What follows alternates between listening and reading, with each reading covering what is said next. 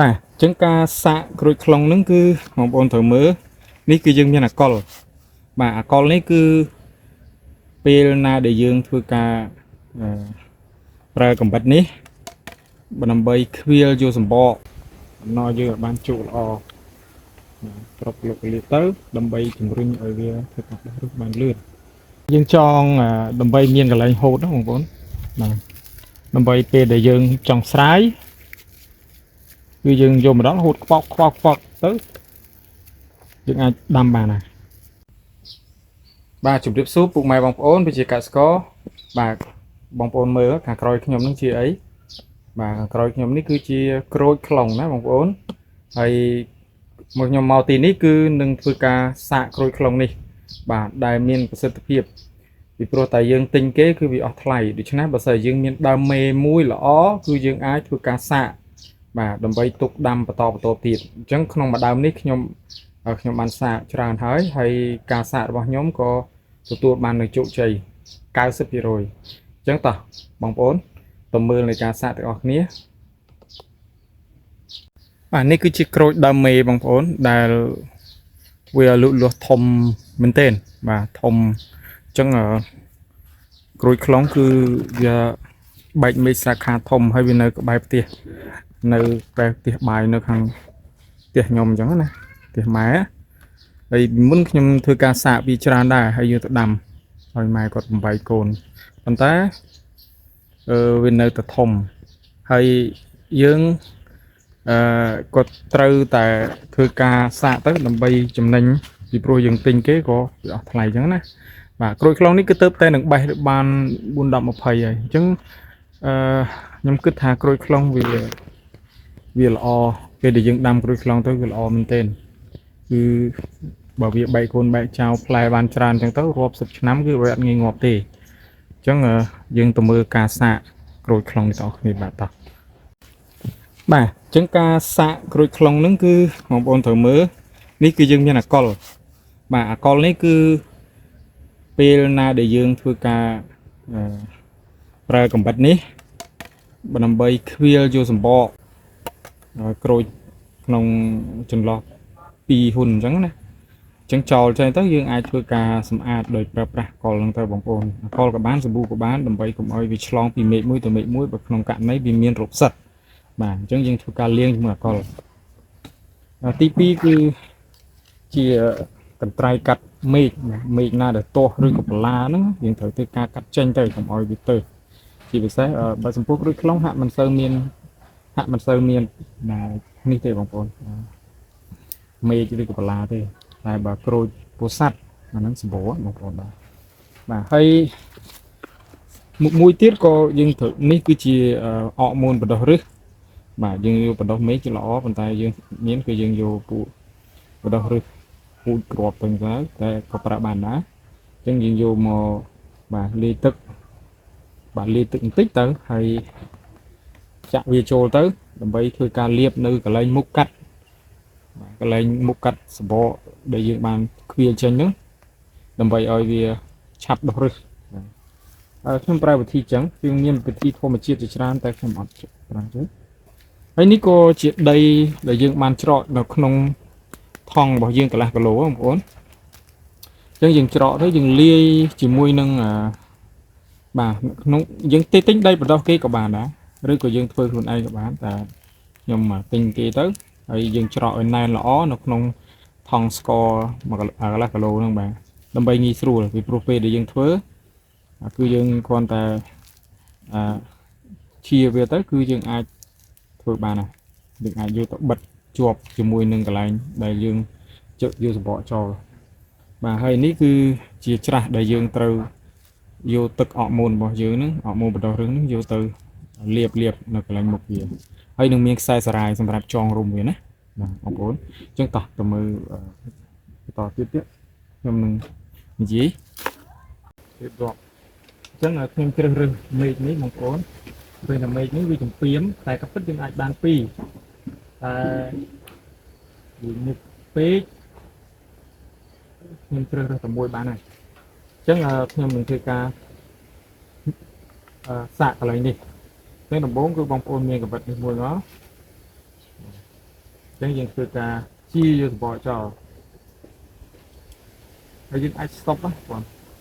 stop ឲ្យរត់ចិត្តពេកមក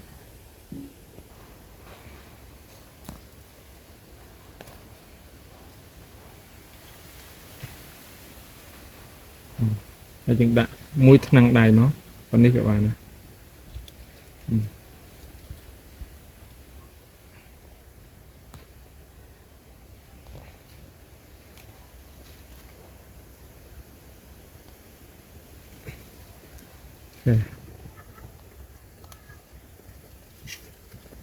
ក្រោយមកយើងចុងកំបិតមក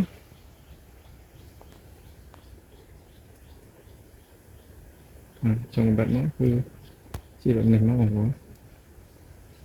ហើយយើងឆ្កាស់សម្បកចេញមកយើងស្រួលទេចឹងក្រោយពីចិត្តក្រោយពីឆ្កាស់សម្បកចេញហើយគឺត្រូវការកោសនៅសម្បកនេះវាចេញដែលយើងកោសពីគល់បាទពីគល់មកលើមកណាបាទចឹងនិយាយថាកោសអាសម្បកឲ្យវាចេញឲ្យវានៅតែស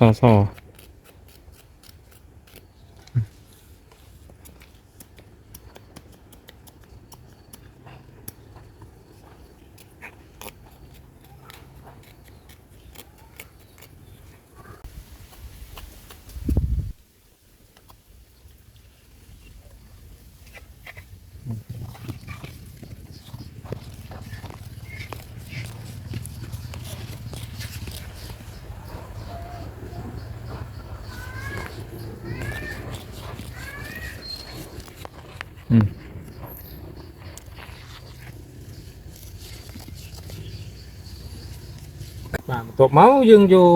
អកមូនបដោះរឹសរបស់យើងចាក់ចូលទៅក្នុងទឹកបន្តិច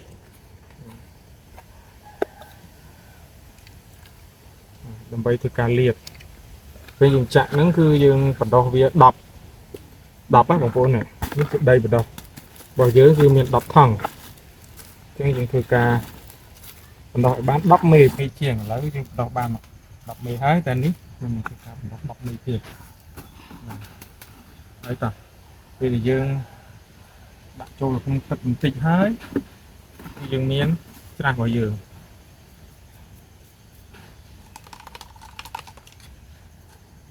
ហើយក៏យើងកុំភ្លេចដែរបងប្អូនយើងត្រូវលាងជាមួយអាល់កុលរាល់ពេលដែលយើងកាត់1មេឃយើងត្រូវការលាងវាដើម្បីឲ្យកុំឲ្យមានរោគឆ្លងអញ្ចឹងតោះស្តាប់ក៏លាងបងប្អូននេះអញ្ចឹងឆ្នាំអកមូនយើង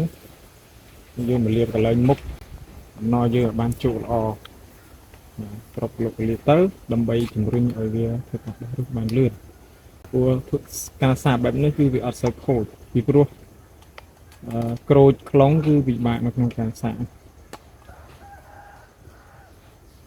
តោះមកនេះគឺយើងមានដីរបស់យើងមួយដីនេះគឺយើងចិតវាចោះវាអញ្ចឹងបងប្អូនចោះវាពុះវាអញ្ចឹងមកហើយយើងដាក់ម្ដងនេះមកហើយយើងហែកវាចែកឃើញទេនេះគឺដីដែលយើងបានវារួចហើយបន្ទាប់មកគឺបងប្អូនធ្វើការដាក់ក្បាលទៅលើចុងក្រោមហើយញែកវាចាដាក់ឲ្យវាចំកដាលហើយបានយើងពុតចេញហើយយើងចាំបាច់ចូលមកបាច់ចូលមកលឹបអស់ហើយបងប្អូនឃើញទេលឹបទៅមកយើងយកខ្សែរបស់យើងនេះខ្សែស្រាយបាទចងវាកដាលមុនចងរឹតចឹងមករឹតឲ្យតឹងណា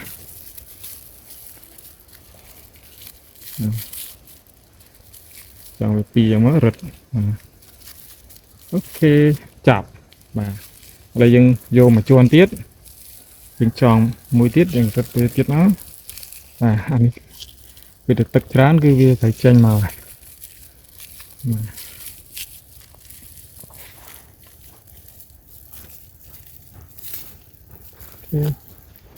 ទៀតមក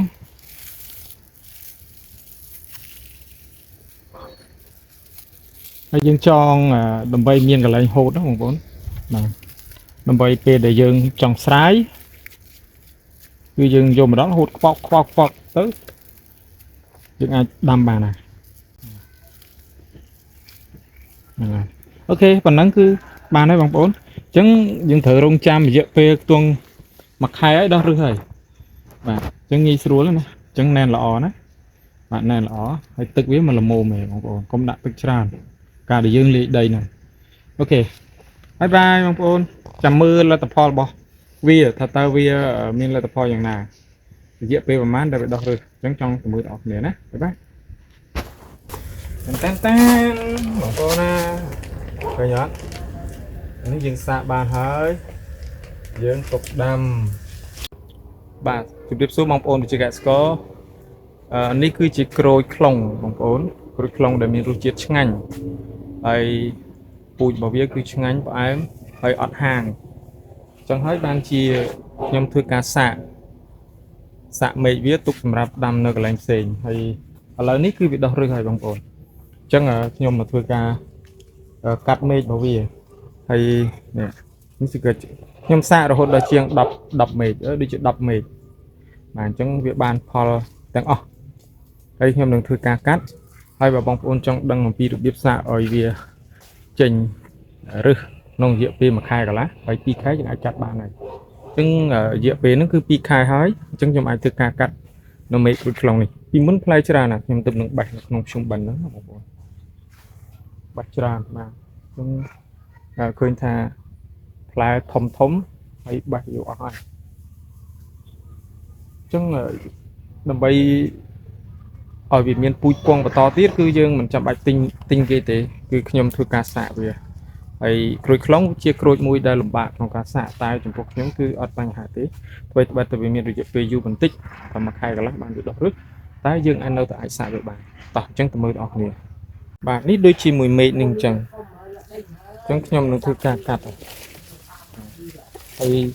កាត់នេះគឺខ្ញុំប្រើអាណាតអាដីអញ្ចឹង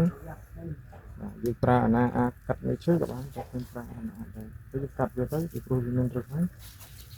យើងកាត់ឲ្យឆ្ងាយបន្តិចបាទ2តក់បងប្អូន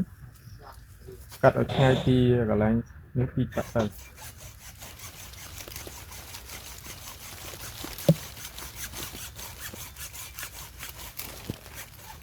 បាទនេះអញ្ចឹងបានហើយអញ្ចឹងមានរឹសវារឹសហ្នឹងក៏មិនទាន់ច្រើនមុំប៉ុន្តែអាចយកទៅដាំនឹងផ្សំបានហើយរឹសវាទីទូច្រើនណាហើយយើងធ្វើការបិទដីវាទៅបិទដីលាបដីវាអញ្ចឹងហើយវាសាក់ហើយខ្ញុំនឹងធ្វើការកាត់ផ្សេងៗទៀតតោះបាទឥឡូវនេះមួយទៀតយើងត្រូវកាត់វានេះដើមធំដើមវាខ្ពស់ហ្នឹងបងប្អូនហើយបាទនោះវិញសាក់នៅលើហើយរឹសវាច្រើនឃើញអូចឹងខ្ពស់យើងត្រូវការដាក់ចណ្ដាលបាទ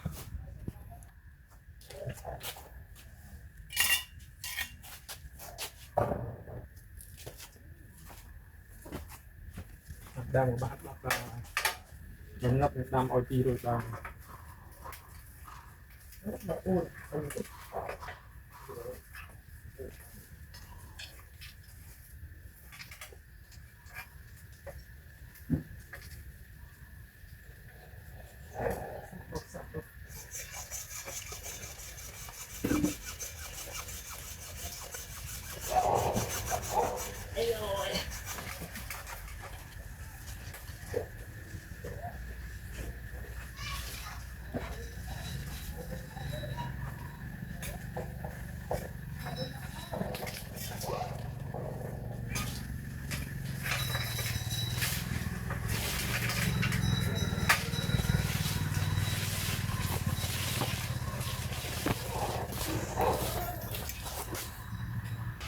នេះបងប្អូនវានៅខ្ពស់ពេក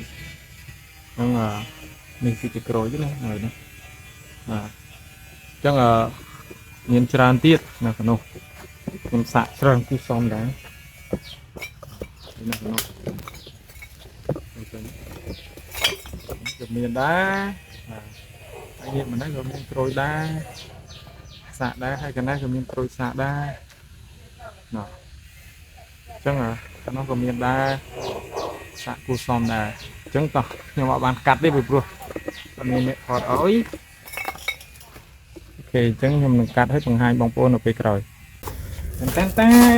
បងប្អូនណាឃើញអត់នេះយើងសាកបានហើយយើងទុកដាំចានេះគឺរឹសវាល្អដោយសារយើងទុកយូរបាទនេះទុកយូរក៏បានជឿបាទយើងឃើញថាអេហ្មងបាទគឺរឹសវាស្អាតអញ្ចឹងបងប្អូនចង់ដឹងពីរបៀបបាទរៀនអូអាមួយនេះក៏ធំដែរអូយ៉ាងនេះអញ្ចឹងនេះធំ